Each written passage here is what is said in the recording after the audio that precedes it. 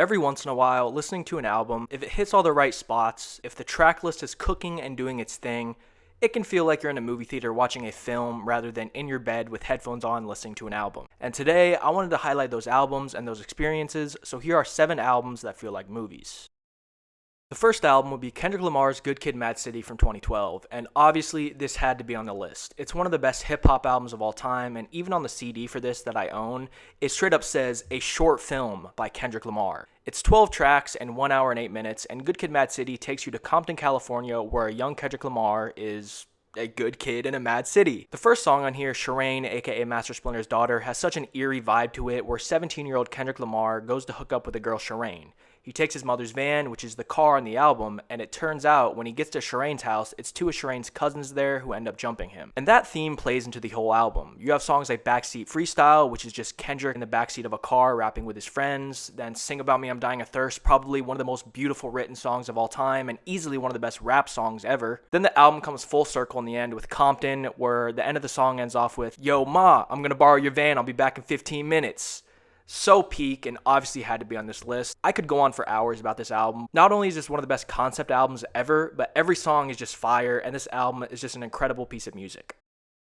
The second album on this list will be In the Airplane Over the Sea from Neutral Milk Hotel that came out in 1998.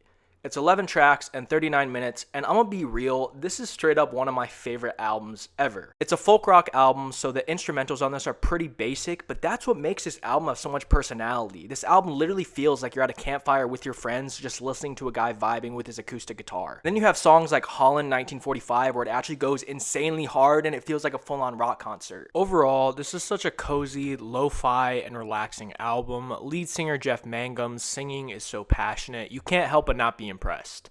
In the Airplane Over the Sea is the perfect album if you want a cozy experience. The third album today will be The Downward Spiral from 9 Inch Nails, released in 1994. It's 14 tracks and 1 hour and 5 minutes, and the title for this couldn't be any more perfect. This album is an inside look of the downward spiral of someone's life. In particular, the protagonist of this album, and I mean, you can just look at the track names like Mr. Self-Destruct, Eraser, and Hurt, and you can see what this album is all about. And while this album is dark and sad, dude, the songs on here absolutely kick ass and deserve a listen. I don't want to go into all the details for this one because it really does play out like a movie, and I don't want to spoil that movie, but if you haven't heard this one, you need to 100% give it a listen. It's absolutely phenomenal. Album number 4 will be another album like Good Kid, Mad City where I kinda had to include it, and that's The Dark Side of the Moon by Pink Floyd. It's 10 tracks and 42 minutes, and everyone knows this album. It's one of the most sold albums of all time.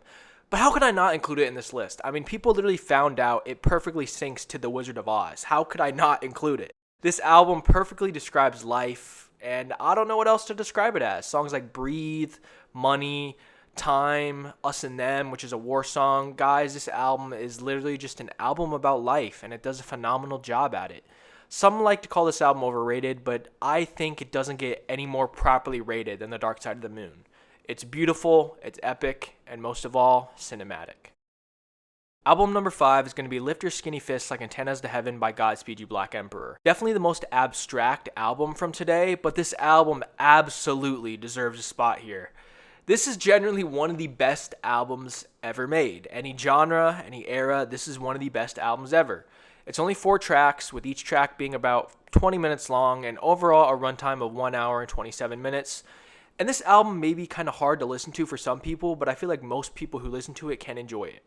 The first 5 minutes of this album is generally some of the most beautiful music you will ever hear. Then soon within the same track, it's just some ambient sounds of what you'll hear inside of a mini market.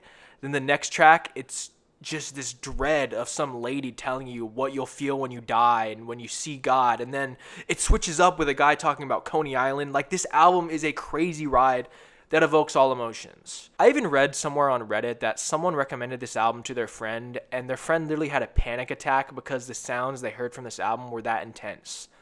This album is like the dark version of The Dark Side of the Moon, showing all the dread and anxiety and bad things life can bring.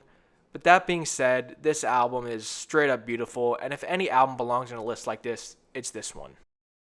Album number 6 is going to be another album that may have been expected, but you guys know I have to bring in the Radiohead bias here. It's OK Computer by Radiohead in 1997. It's 12 tracks and 53 minutes, and I already discussed this album in my Radiohead Albums Ranked video, but I'm gonna praise it again. This concept, the songs, everything still holds up 29 years later. This album feels like you're in the future with Paranoid Android, Subterranean Homesick Alien. I don't even need to say what tracks.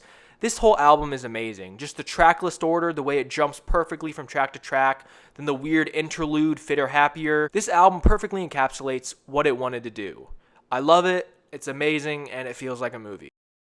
The last album for this video, and album number 7, is going to be My Beautiful Dark Twisted Fantasy by Kanye West. It's 13 tracks in 1 hour and 8 minutes, and in Ye's amazing catalog, this is easily the most cinematic, the most grandiose, and the most movie-like. I mean, everyone knows the iconic intro to Runaway, just the one piano note being played over and over for 20 seconds, but everything about this album is just so grand and epic. It does everything in the biggest way possible. Rick Ross's Devil in a New Dress verse went so hard that man literally decided to make his own music video for his own verse. And speaking of the music videos for this album, they are all amazing and epic and movie-like. Then you have Power and all of the lights. It doesn't get much more amazing and grand than those songs. And for that, it's another album that feels like a movie when you listen to it.